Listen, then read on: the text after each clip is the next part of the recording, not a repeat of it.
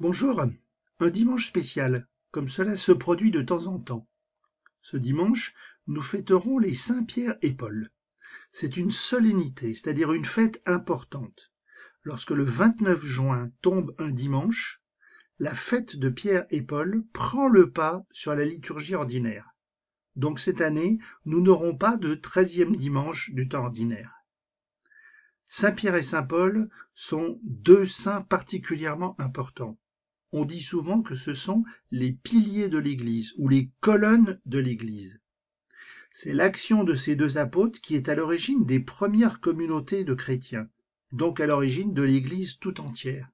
Et c'est pour ça que l'on fête toujours Pierre et Paul ensemble. Si tu vas à la messe ce dimanche, tu entendras le témoignage de Paul dans la deuxième lecture. On entendra parler de Pierre déjà dans la première lecture et surtout dans l'Évangile, un passage de l'Évangile de Matthieu. Écoute. En ce temps-là, Jésus, arrivé dans la région de Césarée de Philippe, demandait à ses disciples, au dire des gens, « Qui est le Fils de l'homme » Ils répondirent, pour les uns, Jean le Baptiste, pour d'autres, Élie, pour d'autres encore, Jérémie, ou l'un des prophètes. Jésus leur demanda, « Et vous, que dites-vous? Pour vous, qui suis-je » Alors Simon-Pierre prit la parole et dit, « Tu es le Christ, le Fils du Dieu vivant. » Prenant la parole à son tour, Jésus lui dit, « Heureux es-tu, Simon, fils de Jonas. Ce n'est pas la chair et le sang qui t'ont révélé cela, mais mon Père qui est aux cieux. Et moi je te le déclare, tu es Pierre, et sur cette pierre je bâtirai mon église. Et la puissance de la mort ne l'emportera pas sur elle. Je te donnerai les clés du royaume des cieux. Tout ce que tu auras lié sur la terre sera lié dans les cieux, et tout ce que tu auras délié sur la terre sera délié dans les cieux. » Alors tu as bien écouté, nous sommes en Galilée. Césarée de Philippe, c'est une ville qui est au nord, à quelques dizaines de kilomètres du lac de Galilée. Curieusement, Jésus pose une question à ses disciples. Il fait, on dirait aujourd'hui, un sondage. Au fait, qui est-il ? Alors, les réponses qui ont été collectées montrent que finalement, les gens ne savent pas trop qui est Jésus. Mais il y a quand même une constante, c'est que dans toutes les réponses, il est dit que Jésus est un prophète. Ça, c'était de l'entraînement. Parce que arrive maintenant la vraie question. Jésus pose la question à ses disciples eux-mêmes. Pour vous, qui suis-je ? Cette question que Jésus pose à ses disciples, il nous la pose à nous, aujourd'hui. Qui est Jésus pour moi ? Ça vaut peut-être le coup de prendre le temps, de temps en temps, de se poser cette question en vérité.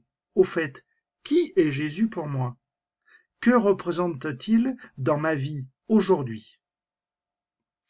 C'est Pierre qui répond, avec la fougue de celui qui est en quelque sorte le porte-parole des disciples. Une réponse percutante. Le Christ, c'est le mot grec, c'est l'équivalent du mot hébreu Messie. Pierre reconnaît donc en Jésus le Messie, c'est-à-dire l'envoyé de Dieu que tout le monde attend. Mais il va plus loin. Il reconnaît que ce Messie n'est pas n'importe qui, c'est le Fils de Dieu. C'est totalement impensable à l'époque.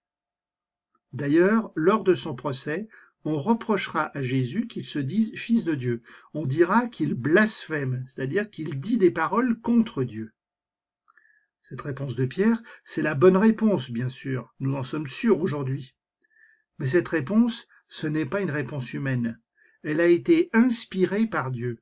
Aujourd'hui, on dirait que Pierre a parlé avec la puissance de l'Esprit Saint. Alors étrangement, Jésus s'adresse à Pierre en donnant le nom de son père.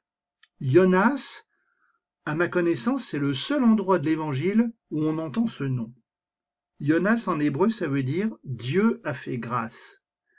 C'est en quelque sorte une façon pour Jésus de dire à Pierre qu'il est déjà béni à travers son Père. Et parce que Pierre, sous l'influence de l'Esprit Saint, a une vision claire de qui est Jésus, celui-ci lui confie son Église, grand E, c'est-à-dire la communauté de tous les disciples. Il lui donne les clés. Dans le Proche-Orient ancien, les rois confiaient les clés de leur palais à un personnage. Le plus important, c'était l'intendant du palais. Ces personnes avaient la mission d'ouvrir les portes le matin pour que ceux qui travaillaient au palais, et aujourd'hui les fonctionnaires, se mettent au travail, et les intendants avaient mission de fermer les portes du palais le soir afin que les fonctionnaires se reposent après une bonne journée de travail. Je crois que c'est dans ce sens-là qu'il faut comprendre. Pierre devient l'intendant, en quelque sorte, du royaume de Dieu sur terre, c'est-à-dire qu'il est au service de la communauté. Et cette mission est tellement importante que, pour le signifier, il y a changement de nom. Simon, c'était son nom d'origine, devient véritablement Pierre.